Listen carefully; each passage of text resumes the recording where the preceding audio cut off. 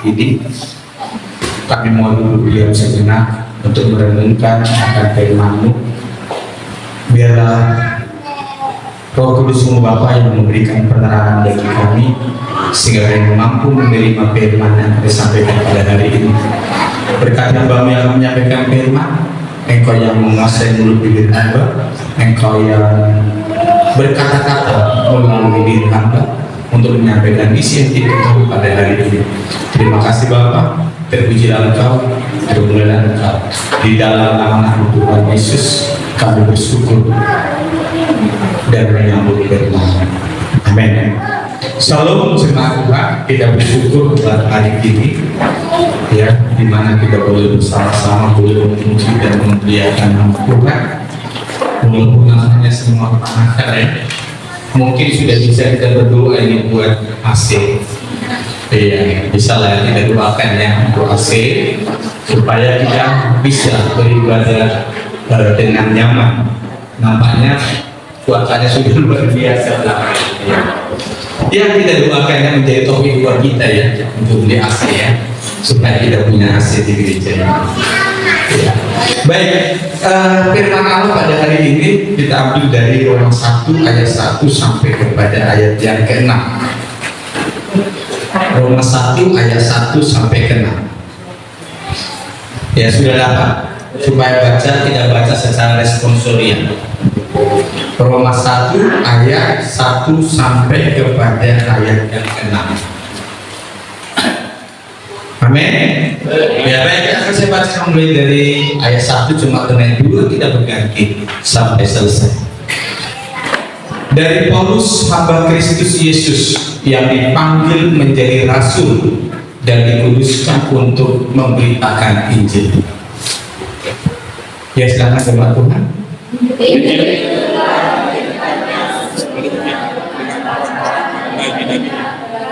Kitab suci tentang anaknya yang menurut daging diperanakkan dari keturunan Daud.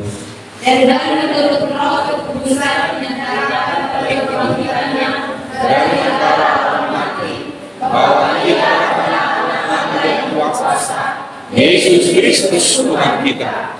Dengan perantaraannya kami menerima kasih karunia dan jabatan rasul untuk menuntut semua bangsa supaya mereka percaya dan taat kepada namanya. Namun juga termasuk di antara mereka kamu yang telah dipanggil menjadi milik Kristus. Ya, saudara-saudara kekasih, ini adalah ya surat Rasul Paulus kepada jemaat yang ada di Roma. Ya, jadi kitab Roma ini lebih menitik beratkan tentang Injil tersebut. Ya, menitik beratkan kepada ya apa itu Injil dan apa itu ya dari isi daripada Injil tersebut. Saudara-saudara, ya dikatakan di dalam ayat yang pertama ya, dari Paulus hamba Kristus Yesus yang dipanggil menjadi rasul dan dikuduskan untuk memberitakan Injil. Saudara-saudara, ya, kalau kita berbicara kepada pemberitaan Injil yang dilakukan oleh Rasul Paulus pada masa gereja mula-mula, ya, saudara-saudara kekasih, bahwa Rasul Paulus adalah orang yang sebelumnya tidak mengenal Allah, namun karena kasih karunia yang dipanggil dan kemudian dia memberitakan Injil. Dan saudara, kalau berbicara kepada masalah memberitakan Injil, tentu saudara kalau kita mengacu kepada ya firman Allah, ya firman Allah kepada dalam perjanjian lama ini, tentu ya memberitakan Injil itu adalah tugas kita semua. Kalau kita lihat dalam Markus ya, bahwa beritakanlah Injil kepada segala makhluk. Ya, kepada siapa dinyatakan perintah ini? Kepada setiap orang yang percaya. Itulah kemudian yang kita lihat di dalam ayat 6. Kamu juga termasuk di antara mereka, ya, kamu yang telah dipanggil menjadi milik Kristus. Kalau dia menjadi milik Kristus, berarti dia punya tanggung jawab untuk memberitakan Injil tersebut. Ya, nah saudara-saudara, di dalam Tuhan apa itu Injil? Ini yang perlu kita pahami. Kadang-kadang saudara, kita orang Kristen, kita tahu tentang Injil, mengerti pernah dengar tentang Injil, ya. Tetapi saudara-saudara, banyak kita orang-orang Kristen itu, ya orang-orang percaya itu, saudara tidak paham apa isi Injil. Itu dia. Jadi saudara-saudara, Injil itu berisikan 4 hal. Ya, yang pertama itu adalah kelahiran Yesus, yang kedua itu adalah kematiannya, yang ketiga adalah kebangkitannya, dan yang keempat adalah kenaikannya. Itulah Injil. Ya, itulah Injil. Jadi kelahiran, kematian, kebangkitan, dan kenaikan, itulah Injil tersebut. Ya, itulah Injil. Itulah isi Injil. Makanya kalau kita melirik kepada kitab-kitab Injil, ya, Perjanjian Baru, ya, kitab-kitab Injil sinoptis itu, saudara-saudara, isinya semua ya tentang ini, tentang kelahiran, tentang kematian, tentang kebangkitan, dan tentang kenaikan. Ini isinya. Inilah isi daripada kitab-kitab Injil. Dan memang saudara, kalau kita melirik kepada keseluruhan daripada Alkitab, memang isinya adalah kitab Injil ini. Isinya Injil ini, ya, nubuatan tentang kelahirannya, nubuatan tentang kematiannya, nubuatan tentang kebangkitannya, nubuatan tentang kenaikannya, semua juga sudah dinyatakan di dalam Perjanjian Lama. Inilah yang dikatakan di dalam ayat 2, ya. Injil itu telah dijanjikannya sebelumnya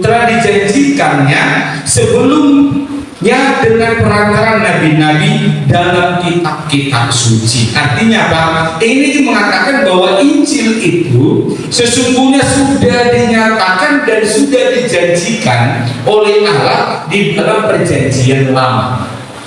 Ya, jadi Injil itu sudah ada sesungguhnya dalam Perjanjian Lama tentang pemberitaan tentang Injil itu.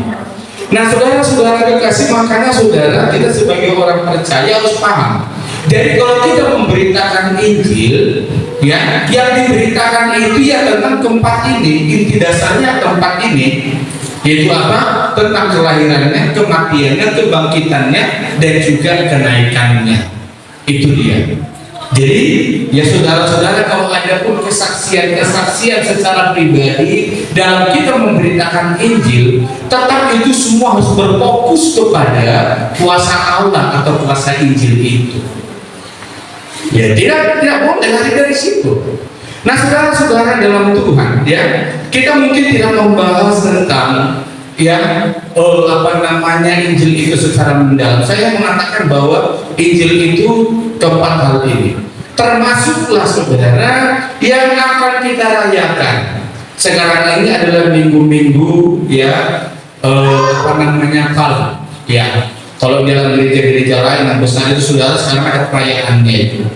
Kalau kita lihat kepada kitab Matius 21, ya, 5 hari sebelum Yesus disalibkan, ketika dia masuk ke kota Yerusalem, dia disambut dengan sorak-sorai, dengan hosana dan sebagainya. Nanti bisa dibaca di dalam kitab Matius 21. Dia dielulukan, ya, sehingga kalau dalam gereja-gereja lain saudara, bahkan di Papua, saya lihat dari postingan kawan pendeta yang ada di Papua, mereka membuat minggu-minggu ini pertandingan, ya, kemudian perlombaan, bahkan sekarang ini ada pawai dilakukan untuk menyambut itu. Saudara-saudara kekasih dalam Tuhan, jadi yang ingin saya katakan di sini adalah begini, ya, jangan lepaskan kelahiran itu dengan kematian. Jangan lepaskan kematian itu dengan kebangkitan. Jangan lepaskan kebangkitan itu dengan kenaikan. Atau dengan kata lain, jangan dipisahkan.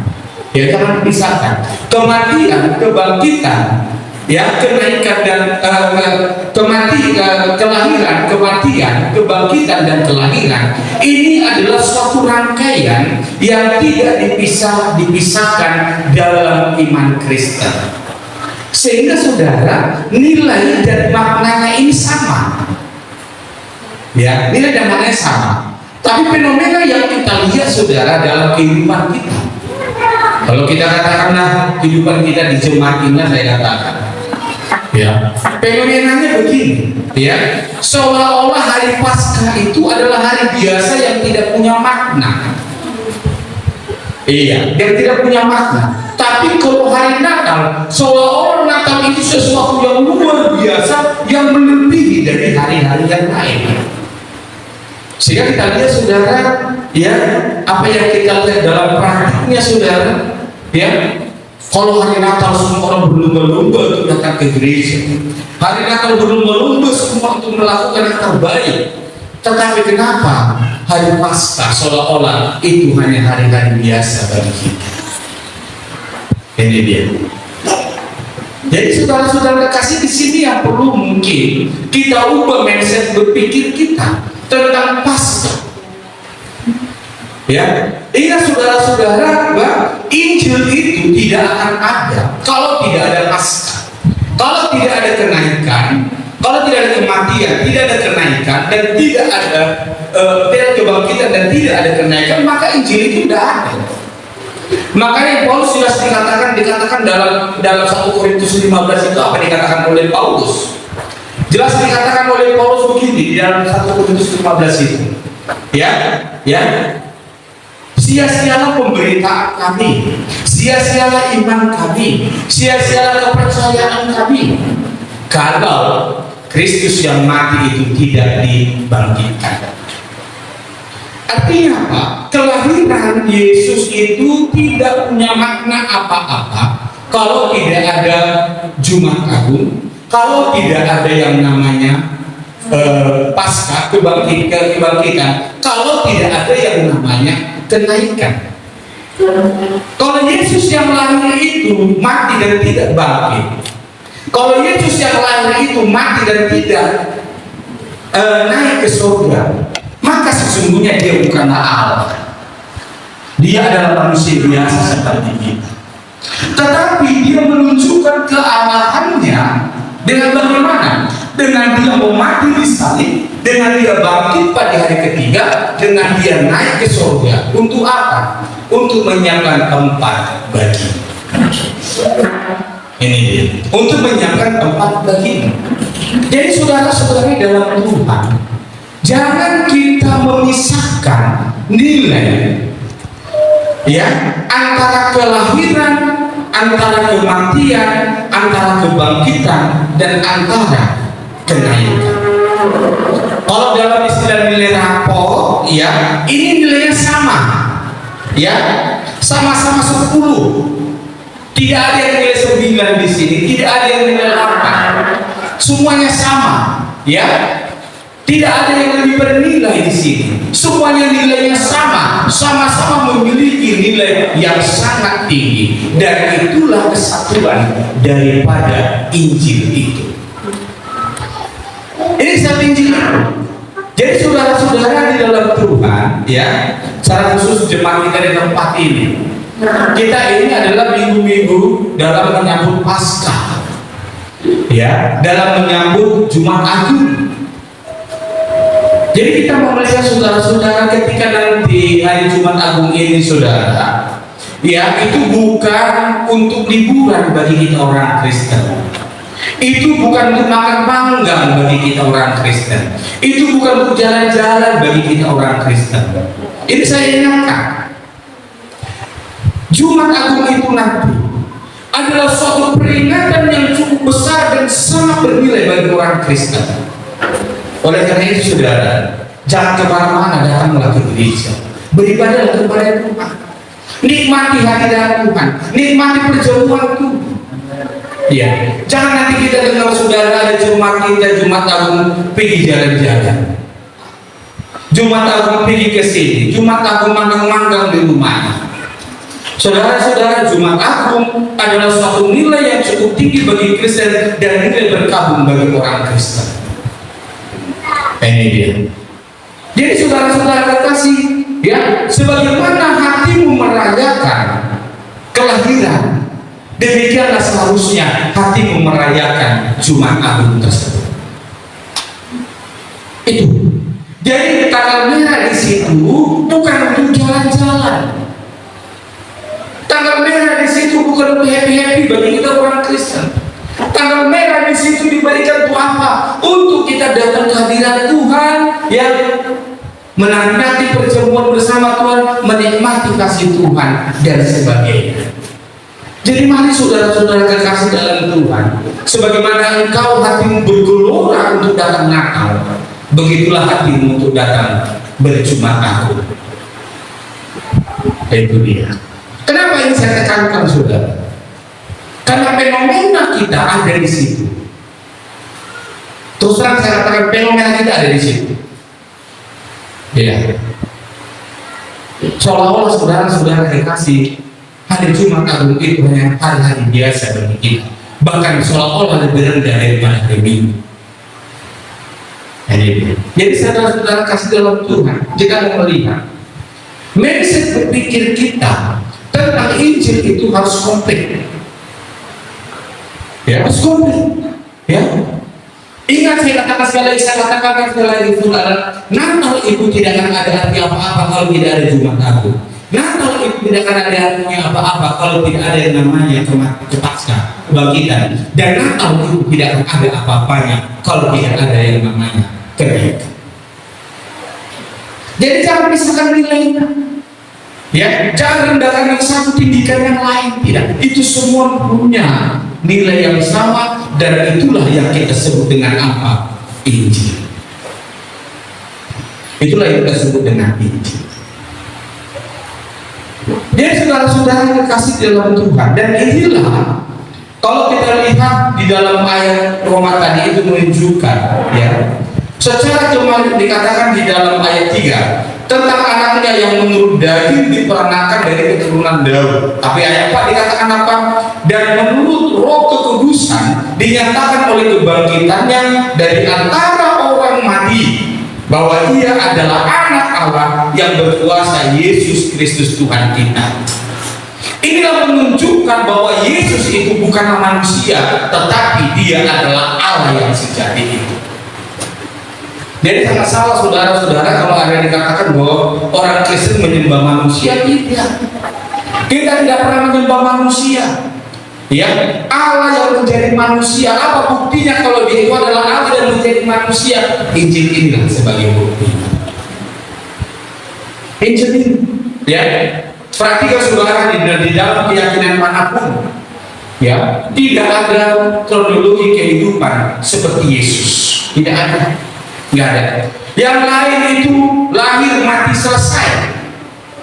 Coba cek di semua agama, lahir mati selesai, lahir mati selesai, semua lahir, semua mati dan selesai. Tetapi Yesus, ya, dia tidak hanya lahir, dia tidak hanya mati, tapi dia juga bangkit dari kematian, dan tidak hanya bangkit, dia juga naik ke surga. Inilah yang dikatakan di dalam ayat yang keempat itu, membuktikan bahwa dia adalah anak Allah, dia adalah Allah itu sendiri. Itu dia. Ini membuktikan. Ya, jadi saudara, kalau ada yang mengatakan kepada kita nanti saudara, ya, kita menyembah manusia, Anda boleh jelaskan yang saya jelaskan.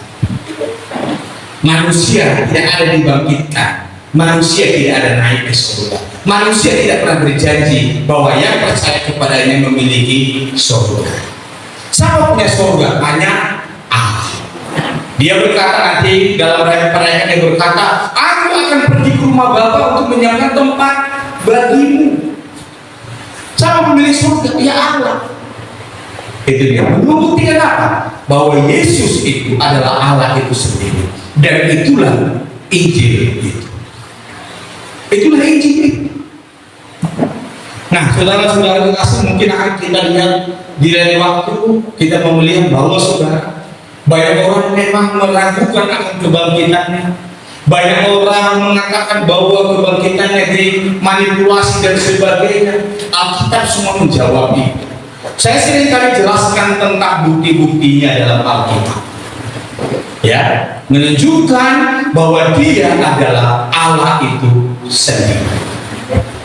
Jadi saudara-saudara kasih dalam Tuhan, kita mau berbahagia karena kita menyembah Allah yang benar. Kita mau berbahagia karena apa yang kita sembah adalah Allah yang benar, Allah yang luar biasa, yang memang dari permulaannya sudah ada. Ya, seperti dikatakan dalam kitab Yohanes 1. Jadi saudara, ya, pada hari ini kita ingin menekankan, ya, Jumat Agung yang akan kita rayakan pada hari Jumat ini adalah hari yang besar, hari yang luar biasa. Datanglah beribadah kepada Tuhan, nikmati perjamuan bersama Tuhan. Itu dia, ya. Itu ajak suamimu, ajak istrimu, ajak anak-anakmu untuk menikmati perjamuan bersama Tuhan. Jangan ajak dia, kita mau kemana? Besok Jumat kita kemana? Jangan begitu. Kalau ada yang mengajak itu stop, ini adalah hari besar bagi kita sebagai orang Kristen. Karena Natal bukan yang hari tidak ada artinya kalau tidak ada hari itu mana? Nggak ada artinya baju barumu, nggak ada artinya sepatu barumu, nggak ada artinya make upmu, nggak ada artinya semua yang kau miliki di hari Natal kalau engkau tidak menikmati hari Jumat. Karena ini adalah satu kesatuan yang tidak bisa dipisahkan. Ingat, Injil itu 4. Ini sekali lagi Injil 4. Bukan hanya kelahiran Injil, Jumat Agung Injil, kebangkitan Injil, kenaikan juga Injil. Kalau hanya kelahiran itu bukan Injil lama. Kalau hanya kematian itu bukan Injil lama. Kalau hanya kebangkitan itu tidak Injil lama. Kalau hanya kenaikan itu tidak Injil lama. Kita akan mendatang. Ya, saya jangan sebenarnya pernah saya kembangkan saudara. Ketika Yesus memberi makan ribuan orang, dia datang semua. Kemana-mana ingin datang. Dan hari ini juga, minggu ini juga, ketika perayaan Hosana katanya menyambut kedatangan Juru Selamat, semua datang bergembira menyambut dia sebagai raja, menyambut dia sebagai juru sebagai yang mereka anggap sebagai penguasa. Tetapi tidak pasca. Ada yang datang, tidak ada. Yesus ditinggalkan sendiri di kayu. Jangan kita seperti itu lagi. Jangan seperti lagi. Jangan biarkan Yesus itu sendiri di sana. Datang hari Paskah, memuji dia, memuliakan. Lihat bagaimana dia memberikan hatinya, pikirannya kepada kita. Itulah tanda sebagai kita orang yang memang sungguh-sungguh mau percaya satu. Jadi jangan hanya mau menikmati berkatnya saja, nikmati juga penderitaannya bersama Yesus. Amin. Kita berdoa. Terima kasih Bapak yang baik buat segala kasih berkat-Mu, buat anugerah-Mu. Kiranya Bapak, firman Allah ini boleh menguatkan, meneguhkan hati kami, sehingga kami jemaat Tuhan di tempat ini boleh memahami bahwa bagaimana penderitaan-Mu di kayu salib, bagaimana Engkau menderita untuk segala dosa-dosa kami. Kiranya Tuhan, kami persiapkan hati pikiran kami untuk menyambut Jumat Agung yang kami rayakan dalam Jumat ini. Terima kasih Bapak, di dalam nama anak Tuhan Yesus kami berdoa kepada-Mu. Amin.